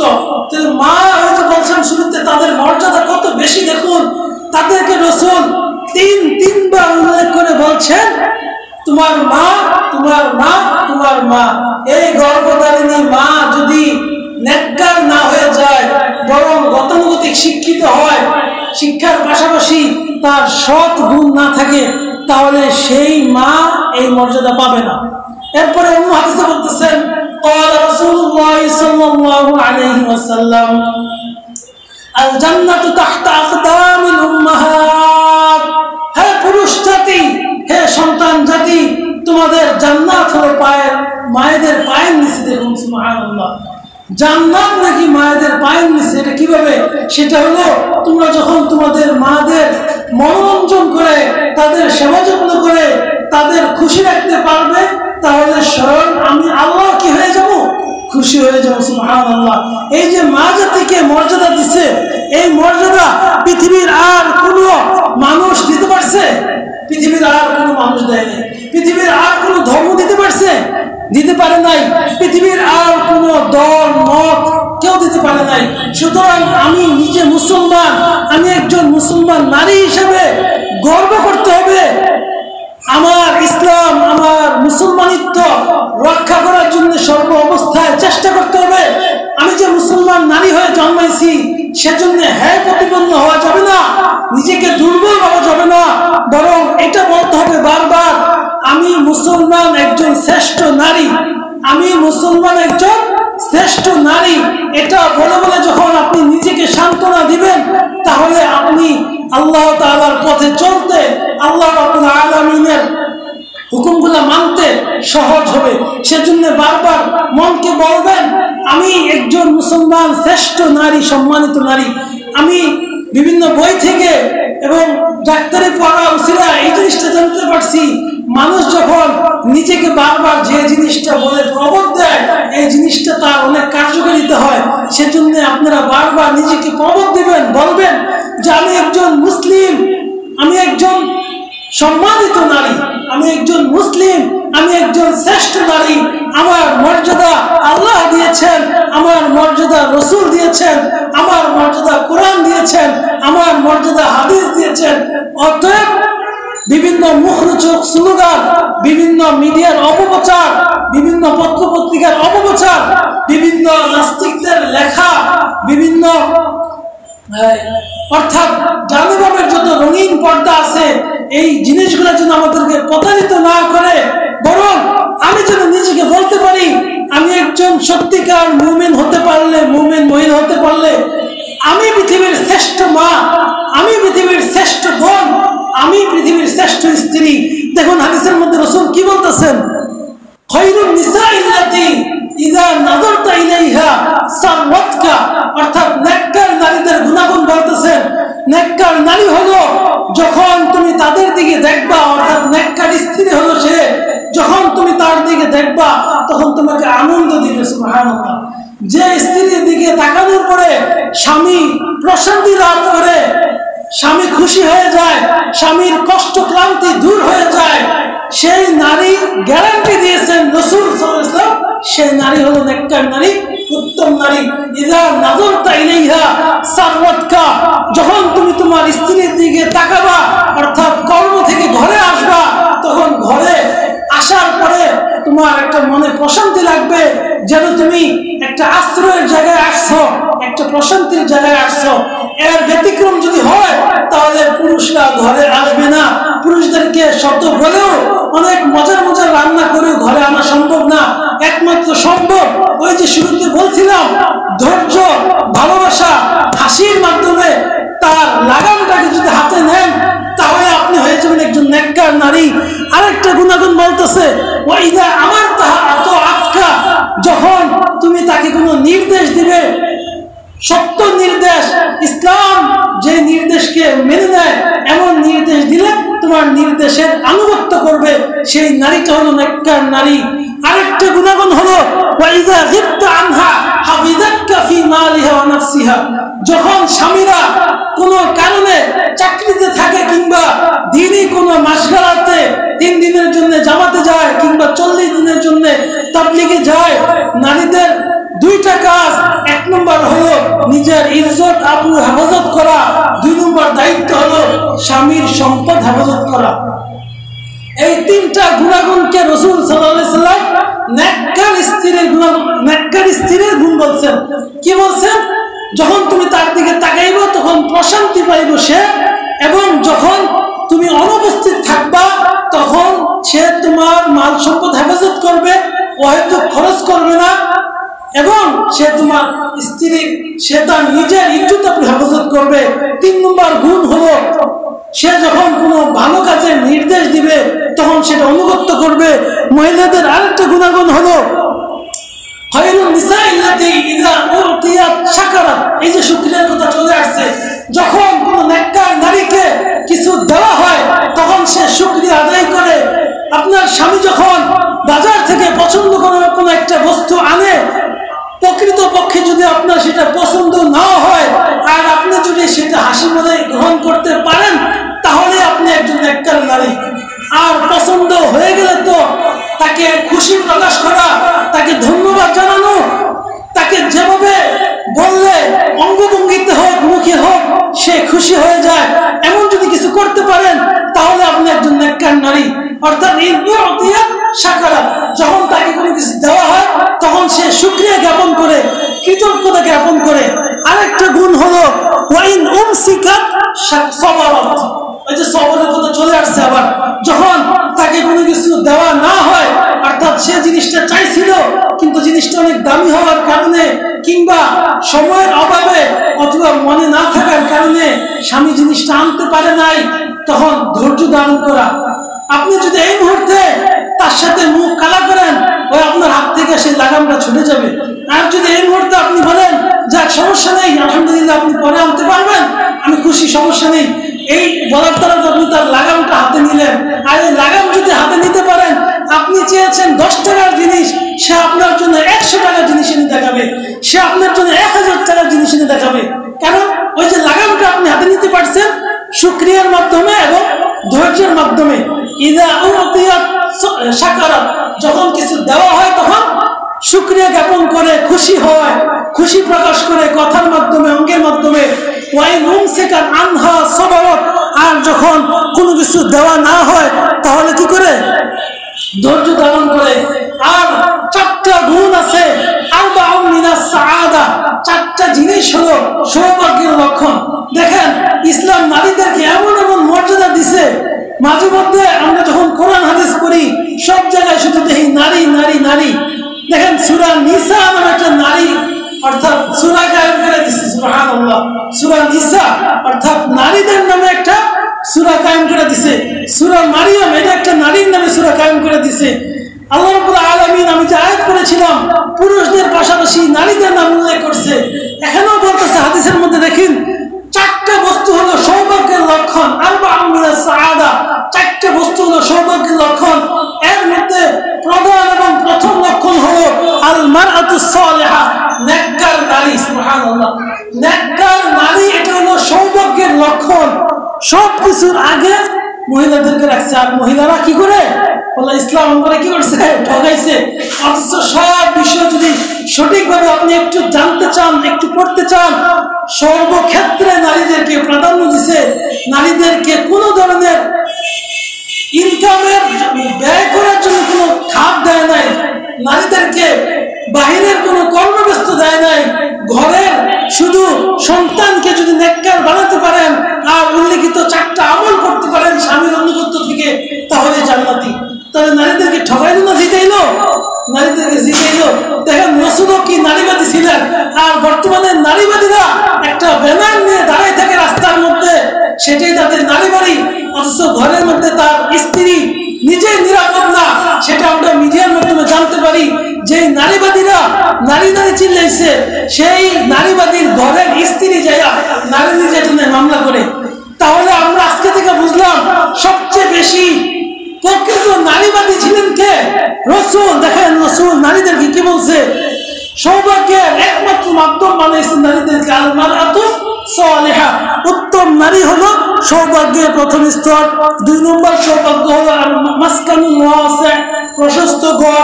3 নম্বর সৌভাগ্য হলো আল জারুস সালিহ, নেককার ভালো প্রতিবেশী পাওয়া। এটা একটা কপালের লক্ষণ। আজকে বর্তমানে আমরা নেককার ভালো প্রতিবেশী না হওয়ার কারণে বিভিন্ন সামাজিকভাবে বিভিন্ন ধরনের সমস্যায় পড়তে হয়। যাদের এই সমস্যায় পড়েছি তারা বুঝি, সেজন্য আল্লাহ রাব্বুল আলামিনের কাছে দোয়া করা এবং কোথাও বাড়ি বানাইতে গেলে, বাসা ভাড়া নিতে গেলে কিংবা ফ্ল্যাট কিনতে গেলে আমার প্রতিবেশীরা কেমন, প্রতিবেশী নামাজি কিনা, প্রতিবেশী মুসলমান কিনা, প্রতিবেশী সত্য কথা বলে কিনা, প্রতিবেশী ভালো কিনা, এক কথা নেককার কিনা, সেই জিনিসটা যাচাই বাছাই করতে হবে। কারণ প্রতিবেশী যদি নামাজি হয় আমার সন্তানরাও নামাজি হবে, প্রতিবেশী ভালো হলে আমিও সুখে থাকবো। এর জন্য প্রতিবেশী ভালো হওয়া, সেটাকে রাসূল কি বলছেন, সৌভাগ্যের লক্ষণ বলছেন। আরেকটা বলছেন আল মারকাবুল হানি, অর্থাৎ বাহন সহজ হওয়া। আমি যেই জায়গায় থাকি ওই জায়গায় চলাফেরা, কিংবা আমার যেই গাড়িটা সেই গাড়িটা ভালো কিনা, কিংবা আমি যেই এলাকায় থাকি সেই এলাকার চলাফেরা যানবাহন অবস্থা, এই রাস্তাঘাট ভালো কিনা, এই রাস্তাঘাট ভালো হওয়াটাও সৌভাগ্যের লক্ষণ। দেখেন ইসলাম কোন বিষয়টা ছাড়ছে। ইসলাম এমন একটা পূর্ণাঙ্গ জীবন বিধান, একজন মানুষের সামান্য থেকে সামান্য একটা প্রয়োজন সেটাও বলে দিয়েছে। আর কোনো দল, আর কোনো ধর্ম, আর কোনো মত এটা বলে নাই গ্যারান্টি। তাহলে আমরা মুসলমান হয়ে কেন নিজেকে ছোট মনে করব? আমি কেন একজন সম্মানিত নারী হয়ে, সম্মানিত মা হয়ে, সম্মানিত বোন হয়ে নিজেকে ছোট মনে করব? মুহতারাম গায়েবিন, আমাদের নিজেদেরকে মুসলমান ভেবে বারবার এই জিনিসটা বলতে হবে, আমি একজন গর্বিত মুসলমান, আমি একজন শ্রেষ্ঠ নেককার নারী হতে চাই। আর এই নেককার নারী হলে এই গুণাগুণগুলো লাগবে। তারপরে আর 2টা গুণ এমন রয়েছে নেককার নারীদের জন্য। রাসূল সাল্লাল্লাহু আলাইহি ওয়াসাল্লাম বলেন, খায়রু নিসাইন রাকিবনাল ইবিলা সালিহু নিসাই কুরাইশ, আমাদের মধ্যে সবচেয়ে শ্রেষ্ঠ কুরাইশ নারীরা। এই জন্য আরবরা যখন বিবাহ শাদী করতো তখন কুরাইশ নারীদেরকে বিবাহ করতো বিশেষ করে। কারণ রাসূল বলে গেছেন, যেই নারীরা উটে চড়ে, অর্থাৎ আরবের মহিলারা উটে চড়ে, আরবের মহিলাদের মধ্যে সবচেয়ে শ্রেষ্ঠ নারী হইল কুরাইশদের নারী। এখন প্রশ্ন হতে পারে তারা সবচেয়ে শ্রেষ্ঠ হওয়ার কারণ কি? তাদের 2টা গুণ রাসূল সাল্লাল্লাহু আলাইহি ওয়াসাল্লাম উল্লেখ করে গেছেন এক হাদিসের মধ্যে। অন্যান্য হাদিসে আরো অনেকগুলো গুণ বলেছেন, আমি 2টা গুণের কথা শুধু বলবো। 1 নম্বর গুণ হলো আহনাহু আলা ওয়ালাদিন ফি সিগারিহি, তারা তাদের সন্তানদের প্রতি মমতাময়ী। 1 নম্বর গুণ কি? তারা তাদের সন্তানদের প্রতি খুব মমতাময়ী। এমন মমতাময়ী না যে তুলু কইরা সন্তানকে এমন আদর্শ শিখাইলাম যে সন্তান বড়ই আমাকে বৃদ্ধাশ্রমে দিয়ে আসলো, এই মমতা না। এমন মমতা না যে মমতায় সন্তান শাসনের অভাবে পথভ্রষ্ট হয়ে গেল, সমাজের একটা কলঙ্ক হয়ে গেল, এই মমতা না। এখানে মমতা হলো সন্তানের দুনিয়া এবং আখিরাত এই দুইটার কল্যাণকামী হওয়া। এবং সন্তান যখন ছোট থাকে, হাদিসের মধ্যে শব্দটা আসছে আলা ওয়ালাদি ফি সিগারিহি, ছোট অবস্থাতেই তাদের প্রতি মমতা হতে হবে, ছোট অবস্থাতেই তাদের প্রতি দায়িত্বশীল হতে হবে। আপনি যখন কুমাররা একটা জিনিস তৈরি করে, হাঁড়ি-পাতিল, মাটির হাঁড়ি-পাতিল, এখন ঢাকা শহরে কেউ ব্যবহার করে না, মাটির যে হাঁড়ি-পাতিল মা বোনরা ব্যবহার করে, সেই হাঁড়ি-পাতিল যখন কুমাররা তৈরি করে, কুমাররা তখন কি দিয়ে তৈরি করে? শক্ত মাটি দিয়া না কাদা মাটি দিয়া? সবাই জানি আমরা যে কাদা মাটি দিয়া। কারণ ওই কাদা মাটিটাকে আমি যেইভাবে ইচ্ছা, যেভাবে ছাঁচ দেব, যেভাবে হাতে বুলাইব, সেভাবেই সেটা তৈরি হবে। আমি যদি চাই পাতিল বানাইতে পাতিল হবে, আমি যদি চাই কড়াই বানাইতে কড়াই হবে, আমি যদি চাই বাচ্চাদের টাকা জমানোর ব্যাংক বানানো ব্যাংক হবে। কিন্তু সেই জিনিসটা যখন রোদে কিংবা আগুনে শুকিয়ে ফেলবো, সেই জিনিসটা আর কি হবে না, সম্ভব নয় কিছু বানানো। তখন সেটা কিছু বানাইতে গেলে ভাঙতে হবে, ভেঙে যাবে। তদ্রুপ সন্তানরা যখন আমার ঘরে থাকে, বিদ্যালয় কিংবা মাদ্রাসায় যাওয়ার আগে আমার হাতে থাকে, নাগালের ভিতরে থাকে, তাদের মন কোমল থাকে, তখন সেই সন্তানটাকে গড়ার দায়িত্ব হলো মার সর্বপ্রথম। এজন্য শুরুতে বলছিলাম, এই ঘরের অফিস, এই ঘরের কর্মক্ষেত্র বাহিরের কর্মক্ষেত্রের চেয়ে অনেক অনেক বেশি গুরুত্বপূর্ণ এবং অনেক শ্রেষ্ঠ। আজকে বিভিন্ন অপপ্রচার আমাদেরকে সেই ঘরের অফিস, ঘরের দায়িত্বকে বিমুখ বানাইয়া বাহিরে নেওয়ার কারণে ঘরের সন্তানদেরকে লালন করে কাজের মেয়েরা, ঘরের সন্তানদেরকে লালন করে কাজের বুয়ারা আলগা খাবার খাওয়াইয়া, আলগা দুধ পান করাইয়া, সেই সন্তান বড় হইলে আপনাকে চিনবে না কাজের বুয়াকে চিনবে বলে? সেই সন্তান বড় হইয়া আপনাকে সেজন্যই চিনে না, সে চিনে রাস্তাঘাটের মহিলাদেরকে। সেজন্যই সমাজের মধ্যে ছেলেরা কিংবা মেয়েরা বড় হইয়া আর পিতামাতার হকগুলো আদায় করতে চায় না। এটার দোষ শুরুতে আপনি। কারণ সে যখন নাবালেগ ছিল, সে যখন আপনার আয়ত্তে ছিল, কাদা ছিল, কোমল ছিল, তখন আপনি তাকে গড়ে তোলেন নাই, অর্থাৎ আদর্শ বানান নাই।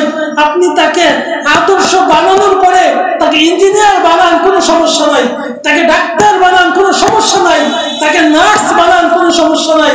কিন্তু সর্বপ্রথম যখন সে কোমল থাকে, প্রাথমিক শিক্ষাটা যখন আপনার কাছে আদর্শভাবে সে পেয়ে যাবে, তখন সে বাংলাদেশের হোক, পৃথিবীর হোক, যে প্রান্তে থাকে, সে অন্তত দাঁড়ায় প্রস্তাব করবে না, সে অন্তত দুর্নীতি করবে না, সে অন্তত মোবাইলে কিংবা সরাসরি অন্য মেয়েদের সাথে গুনাহের কাজে জড়িত হবে না, সে অন্তত চুরি করবে না। এজন্য শুরুতে বলেছিলাম, শিক্ষিত মায়ের চেয়ে বেশি গুরুত্বপূর্ণ কি? নেককার মা। শিক্ষিত হলে তো ভালোই, কিন্তু শিক্ষিতর পাশাপাশি বরং সর্বপ্রথম দরকার নেককার মা এবং ভালো মা। এই নেককার মা যদি হইতে পারে আমরা, তাহলে পুরা সমাজ, পুরা রাষ্ট্র, পুরা পৃথিবীতে চেঞ্জ হয়ে যেত। এজন্যই তো সাহাবীদের যুগে, তাবেঈনদের যুগে, আইম্মে মুজতাহিদিনদের যুগে এমন পাপাচার, এমন দুর্নীতি, এমন লুটতরাজ ছিল না। এর একমাত্র প্রধান অবদান ছিল নেককার মায়েদের। এই শয়তান আমাদেরকে চায় এই ভালো কাজগুলো যেন সন্তান, নেককার যেন সন্তান না হয়, জনগণ যেন আদর্শবান না হয়। সেজন্য চলো মায়েদেরকে বিভিন্ন শ্রোতায়, বাজারে, মাজারে আর অফিস আদালতে নিয়ে যাই, আর ঘরগুলা শয়তানের আড্ডাখানা হোক, সন্তানরা বেয়াদব হোক, বদকার হোক, তাহলে শয়তানের মিশন কি হয়ে যাবে? বাস্তবায়ন হবে। আমরা কি শয়তানের মিশন বাস্তবায়ন করতে দিব না আল্লাহর মিশন বাস্তবায়ন করতে দিব? সেটা আমাদের কর্মই বলে দিবে। সেজন্য নেককার সন্তানের, নেককার স্ত্রীদের 1 নম্বর গুণ বলেছিলেন, আহনাহু আলা ওয়ালাদিন ফি সিগারিহি। ছোটকাল থেকেই সন্তানদের প্রতি মায়েরা খুব স্নেহশীল এবং আদর্শ বানানোর জন্য খুব আগ্রহী এবং সতর্ক। 2 নম্বর গুণ বলছে 2 নম্বর গুণ হলো সে তার স্বামীর মালের রক্ষক, বক্ষক না বরং কি রক্ষক, অর্থাৎ স্বামীর সাধ্য অনুযায়ী সে ব্যয় করতে বলে। স্বামীর আছে এখন সামর্থ্য 20,000 টাকা দামের ফ্ল্যাটে ভাড়া থাকার, 1 কোটি টাকা 1 লাখ টাকা দামের ফ্ল্যাট ক্রয় করার, আমি যদি স্বামীকে বাধ্য করি যাও এই ফ্ল্যাটে থাকবো না আরেকটু ভালো ফ্ল্যাটে নাও, তাহলে স্বামী কি করবে? অবৈধ পথে যাবে। এই যে দেখেন নারীদের কাছে কিন্তু তাদের লাগাম। আপনি যদি ভিতর থেকে তাকে কন্ট্রোল করেন, সঠিক পথে রাখেন, সন্তুষ্ট থাকেন, ধৈর্যশীল হন, তাহলে সে অবৈধ পথে যাবে না। আপনি যখন প্রতিদিন ঘর থেকে বের হয়ে যাওয়ার সময় বলবেন আপনি যতটুকু আনতে পারেন আলহামদুলিল্লাহ আমি অতটুকুই খুশি, বেশি প্রয়োজন নাই, আমরা দুনিয়াতে যতটুকু পারি ততটুকু থাকবো, জান্নাতে গিয়ে দুইজনে সুখ শান্তিতে থাকতে চাই, তাহলে ওই স্বামী আপনার কপালে চুমু দিয়ে বের হবে, রাতে এসে আপনার কপালে চুমু দিবে। যদি আপনি লাগামটা নিতে পারেন আপনার পায়েও প্রয়োজনে চুমু দিবে। আর যদি আপনি বলে দেন যে এই খাবার এই বাসা আমার হবে না, আরেকটু ভালোবাসা চাই, প্রতিবেশী ভাবির এতগুলো গয়না, প্রতিবেশী ভাবির এতগুলো ফার্নিচার, প্রতিবেশী ভাবির এতগুলো শাড়ি, আমার এতগুলো দরকার, আমার লজ্জা লাগে মানুষের কাছে কথা বলতে, তাহলে ওই স্বামী সর্বপ্রথম আপনার মাধ্যমে অবৈধ পথে যাওয়ার সুযোগ পাইল। দেখেন ঘরের অফিস, ঘরের কর্মক্ষেত্র কত গুরুত্বপূর্ণ। আপনি ঘর থেকে যখন তার লাগামটাকে কন্ট্রোল করলেন, সে বাহিরে যেয়ে দুর্নীতি করবে না, সে বাহিরে যেয়ে চুরি করবে না, সে বাহিরে যেয়ে অযথা সময় নষ্ট করবে না, পরকীয়ায় লিপ্ত হবে না। আপনার হাতে যখন লাগামটা থাকবে, ভালোবাসার লাগাম, মহাব্বতের লাগাম, তখন সে অফিস শেষ করে, কর্মস্থল শেষ করে যত দ্রুত সম্ভব আপনার কাছে ছুটে আসবে। যাওয়ার সময় কপালে চুমু দিয়ে যাবে, এসেও কপালে চুমু দিবে। এটা আপনার হাতেই, আপনি এটা নিতে হবে।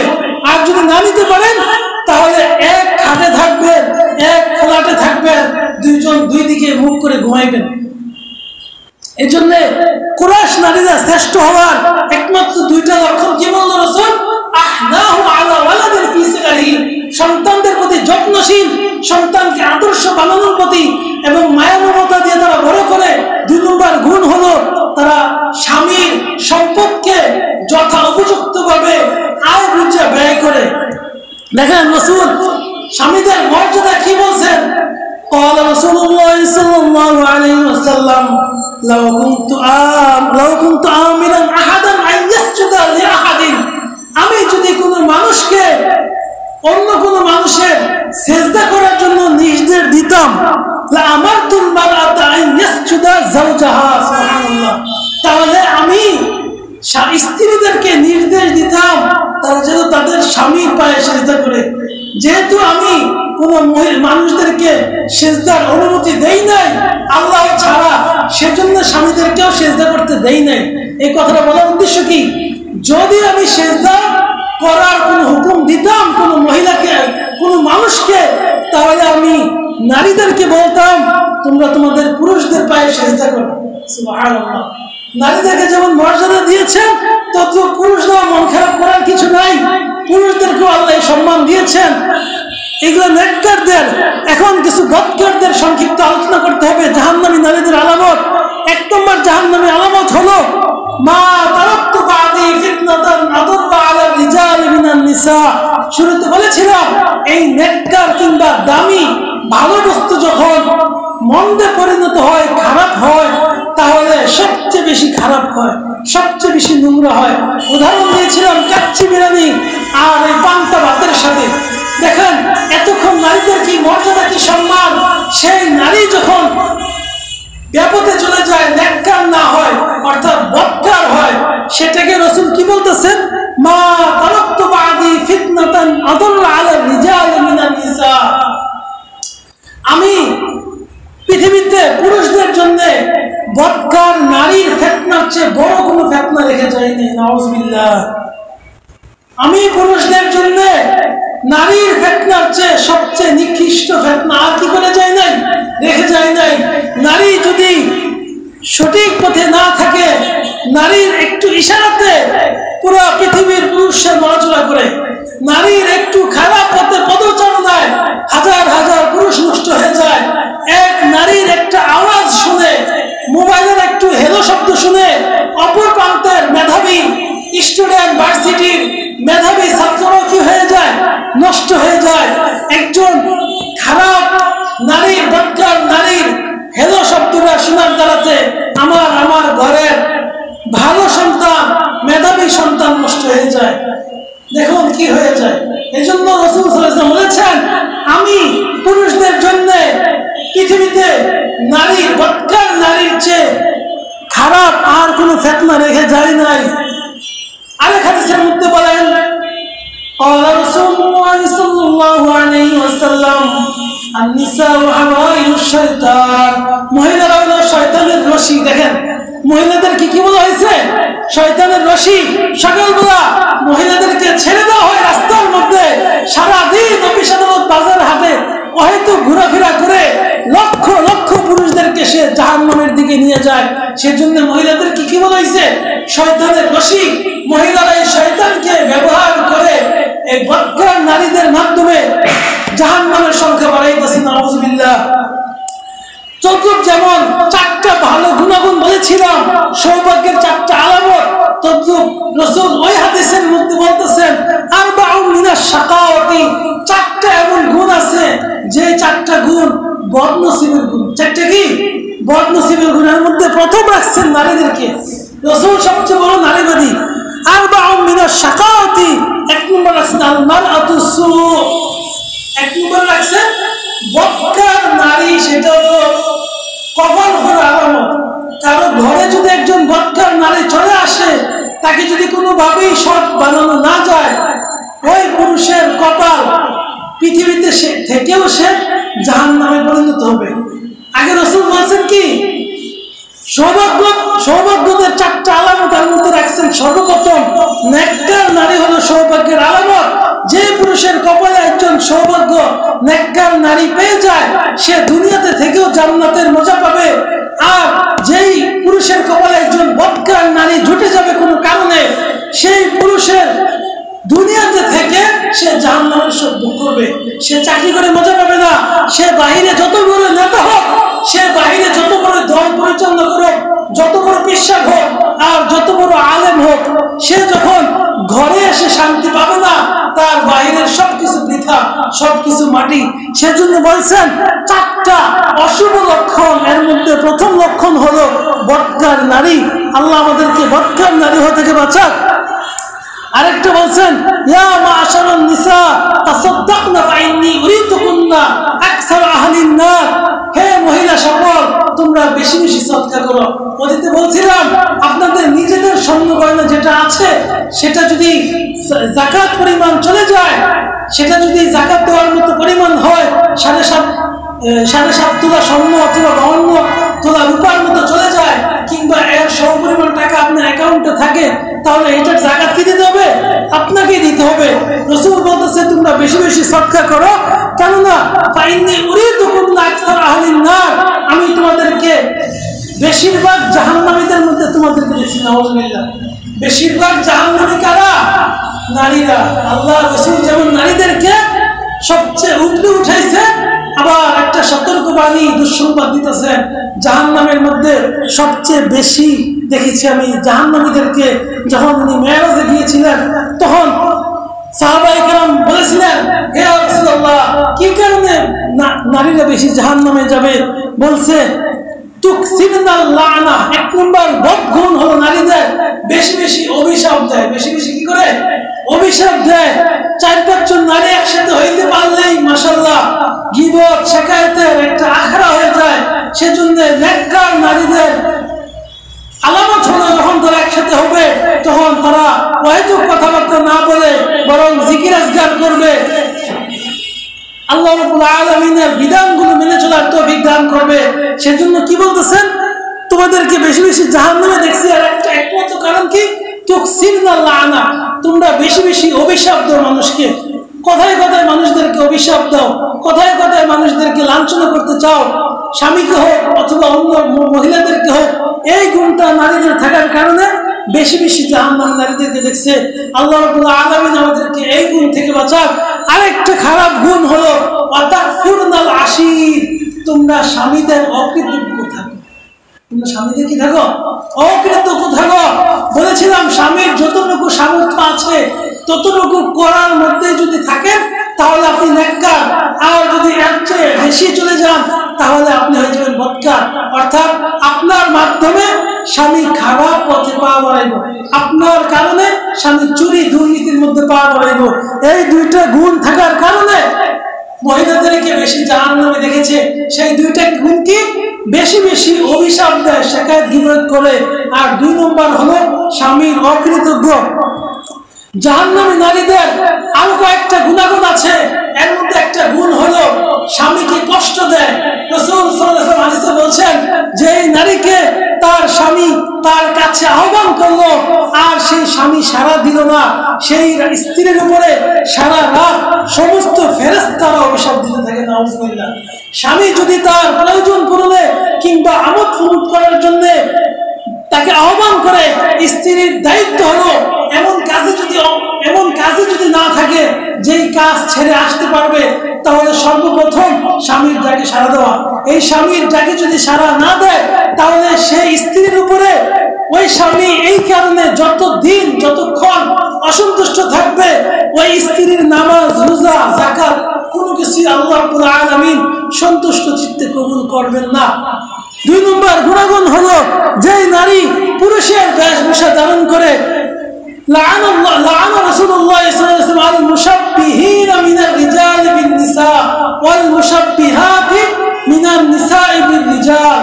রাসূল সাল্লাল্লাহু আলাইহি ওয়াসাল্লাম ওই সমস্ত পুরুষদেরকে অভিশাপ দিয়েছেন যারা নারীদের বেশভূষা ধারণ করে, এবং ওই সমস্ত নারীদেরকে অভিশাপ দেন যে সমস্ত নারীরা পুরুষদের বেশভূষা ধারণ করে। নাউজুবিল্লাহ। বর্তমানে দেখা যাচ্ছে রাস্তাঘাটের মধ্যে নারী না পুরুষ সেটা চিনা খুব মুশকিল হয়ে যায়। নারীরা পুরুষদের ধারণ করছে, আর পুরুষদের পাঞ্জাবির সাথে কিনতে গেলে উন্না পাওয়া যায়, আর মহিলাদের 3 পিস কিনতে গেলে কয়েকটার সাথে উন্না নাই। এভাবে আস্তে আস্তে শয়তানের এজেন্ডা বাস্তবায়ন হচ্ছে, অর্থাৎ পুরুষদের পোশাক নারীরা নিয়ে যাচ্ছে, নারীর পোশাক পুরুষরা নিয়ে যাচ্ছে। এই গুণটা হলো জাহান্নামী নারীদের গুণাগুণ। আরেকটা জাহান্নামী নারীদের গুণাগুণ হলো সে স্বামী ছাড়া অন্যের জন্য, অর্থাৎ বাহিরে সুগন্ধি মেখে বের হবে। বাহিরে সুগন্ধি মেখে বের হওয়া এটা জাহান্নামী নারীদের গুণাগুণ। আরেকটা জাহান্নামী নারীর গুণাগুণ হলো সে হাউমাউ করে জোরে কান্নাকাটি করবে। আরেকটা জাহান্নামী নারীর গুণাগুণ হলো সে স্বামী ছাড়া অন্যের মৃত্যুতে 3 দিনের বেশি শোক পালন করবে। স্বামীর মৃত্যুতে শোক পালন করা বিধান 4 মাস 10 দিন, আর অন্য মানুষের মৃত্যুতে শোক পালন করা সর্বোচ্চ 3 দিন। আরেকটা জাহান্নামী নারীর আলামত হলো যেই নারীরা নিজেদের চুল, কপালের চুল উঠায় কিংবা ভ্রু ফ্লাক করে, সৌন্দর্যের জন্য ভ্রু ফ্লাক করা, রাসূল সাল্লাল্লাহু আলাইহি ওয়াসাল্লাম বলেছেন জাহান্নামী নারী। অথবা যেই নারীর ভ্রু ফ্লাক করানো হয় সেই নারী জাহান্নামী। আরেকটা জাহান্নামীর লক্ষণ বলেছেন যেই নারী তার দাঁত ফাঁকা করে, অর্থাৎ মুফাল্লাজ, দাঁতকে সৌন্দর্য করার জন্য বিউটি পার্লারে গিয়ে দাঁত ফাঁকা করা, এটা জাহান্নামী নারীর আলামত। আরেকটা জাহান্নামীর আলামত বলছেন কাসিয়াতিন আরিয়াতিন মাইলাতিন মুমিলাত, এমন নারী যারা পোশাক পরিধান করেও উলঙ্গ। নাউজুবিল্লাহ। পোশাক পরিধান করেও কি উলঙ্গ, তারা মানুষদেরকে আকর্ষণ করার জন্য পোশাক পরে বাহিরে যায়। আজকে এই পোশাকটা পরলে মনে হয় মানুষ আমার দিকে আকর্ষিত হবে, এই পোশাকটা পরলে মনে হয় আজকে আমার স্কুল কলেজের বন্ধুরা আকর্ষিত হবে। এই চিন্তা থেকে আমি পোশাকটা পরা জাহান্নামীর আলামত। নারীদের ইসলামে পোশাকের একটা কোড দিয়েছেন, সেই কোডে যদি কেউ পোশাক পরিধান করতে পারে তাহলে সেই পোশাকটা হবে সুন্নতি পোশাক। 1 নম্বর হলো সেই পোশাকটা পুরুষের পোশাকের সাথে না মিলতে হবে। নারীদের পোশাকের 1 নম্বর কোড বা 1 নম্বর নীতিমালা হলো সেই পোশাক যেন কিনা হয় পুরুষের পোশাকের সাথে না মিলে যায়। 2 নম্বর কোড হলো সেই পোশাকটা যেন এমন পাতলা না হয় যার কারণে তার অবয়ব দেখা যায়। কাসিয়াতিন আরিয়াতিন, এই যে পোশাক পরিধান করছে তাকে উলঙ্গ দেখা যায়, অর্থাৎ এমন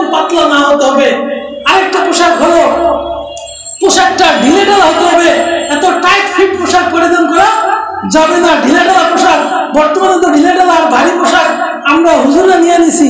আঙ্গ পোশাক গুলা যে ভারী আর যেই মোটা হয়, আর দিন দিন নারীদের পোশাক কি হইতেছে, পাতলা থেকে পাতলা, টাইট থেকে টাইট হচ্ছে।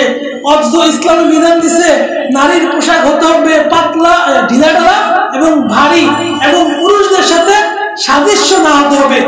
এই কোটের মধ্যে, এই নীতিমালার মধ্যে যদি কেউ পোশাক পরে, তাহলে তার পোশাকটা যেটাই পরো, মেক্সি পরো, থ্রি পিস পরো, যেটাই পরো, সেটাই সুন্নত তরিকার পোশাক হবে।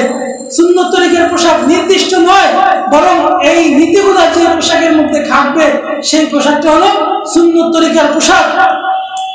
আল্লাহ রাব্বুল আলামিনের দরবারে সময় সংক্ষিপ্ত হয়ে যাওয়ার কারণে আমি মাত্র দুইটা আমল দিয়ে শেষ করতে চাচ্ছি। দুইটা আমল হলো, ইয়া আইয়ুহাল্লাযীনা আমানুত্তাকুল্লাহ ওয়া কুলু কাওলান সাদীদা।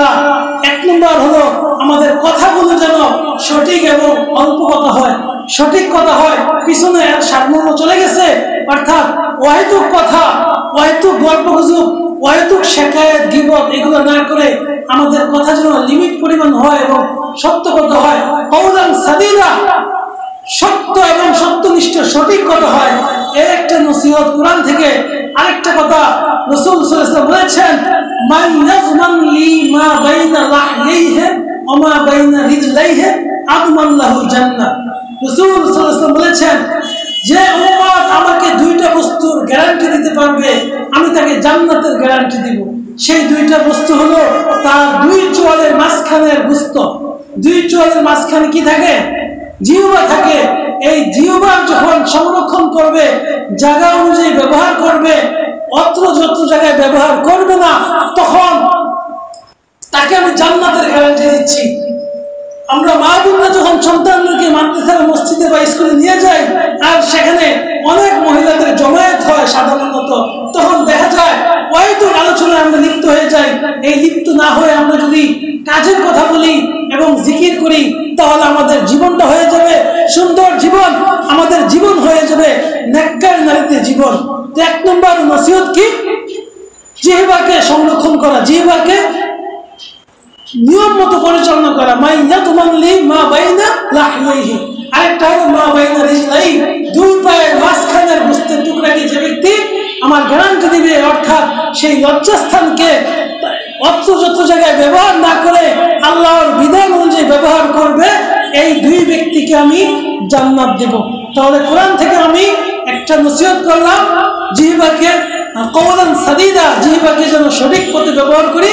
আর হাদিস থেকে বললাম মা বাইনা লাহইহি ওয়া মা বাইনা রিজলাইহি, অর্থাৎ আমার জিহ্বা এবং আমার দুই রানের মাঝখানের যে অঙ্গ লজ্জাস্থান, এটাকে যদি হেফাজত করতে পারি, তাহলে আমাকে স্বয়ং রাসূল কি দিতেছেন? জান্নাতের সার্টিফিকেট দিতেছেন। আদমান লাহুল জান্নাহ, আমি নিজে তার জান্নাতের সার্টিফিকেট হব। আরেকটা হাদিস থেকে একটা আমল দিয়ে যাচ্ছে ছোট্ট। বুখারী শরীফের নাম শুনেছেন সকলে, হাদিসের কিতাবের সবচেয়ে গ্রহণযোগ্য একটা বুখারী কিতাব সহিহুল বুখারী। সেই বুখারী কিতাবের সর্বশেষ হাদিসটা হলো, কালিমাতানে হাবিবাতানে ইলার রহমান খফিফাতানে আলাল লিসান সাকিলাতানে ফিল মিজান। এমন দুইটা শব্দ, এমন দুইটা জিকির রয়েছে, এই দুইটা জিকির হাবিবাতানে ইনদার রহমান, আল্লাহর নিকটে খুব প্রিয়। মনোযোগ সহকারে আমল দুইটা নিবেন। এমন দুইটা কালিমা রয়েছে, এমন দুইটা আমল রয়েছে, যে দুইটা লফজ বা শব্দ আল্লাহর নিকটে অনেক কি, অনেক অনেক প্রিয়। খফিফাতানে আলাল লিসান, এবং মুখে বলতে অনেক সহজ, জীবনের উপর কি অনেক সহজ, কিন্তু সাকিলাতানে ফিল মিজান, মিজানের দাঁড়িপাল্লার ওজনে অনেক দামি। সেই দুইটা কি হলো? সেই দুইটা মানে কি? সুবহানাল্লাহি ওয়া বিহামদিহি সুবহানাল্লাহিল আযীম, সুবহানাল্লাহি ওয়া বিহামদিহি সুবহানাল্লাহিল আযীম। মনে মনে জিনিসটা মুখস্থ করে নেন। সুবহানাল্লাহি ওয়া বিহামদিহি সুবহানাল্লাহিল আযীম, সুবহানাল্লাহি ওয়া বিহামদিহি সুবহানাল্লাহিল আযীম। এই দুইটা লফজ আল্লাহর নিকট অনেক প্রিয়, বলতে সহজ, সময় কম লাগে, কিন্তু আল্লাহ তাআলা কাল কিয়ামতের ময়দানে বিশেষ যে একটা নীতিপাল্লা দাড়িপাল্লা মিজান কায়েম করবেন, সেটার মধ্যে এটার ওজন অনেক বৃদ্ধি করে দিবে। সেজন্য উঠতে বইতে এই সুবহানাল্লাহি ওয়া বিহামদিহি সুবহানাল্লাহিল আযীম এই জিকিরটা করব।